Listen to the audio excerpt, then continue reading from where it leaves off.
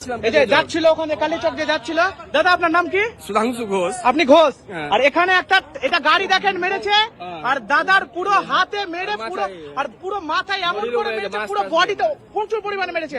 এখানে এখানে একটা শিবের ছবি ছিল, পুরো শিবের ছবি গাড়ি সমেত পুরো মেরেছে, আর দাদাকেও পুরো মেরেছে।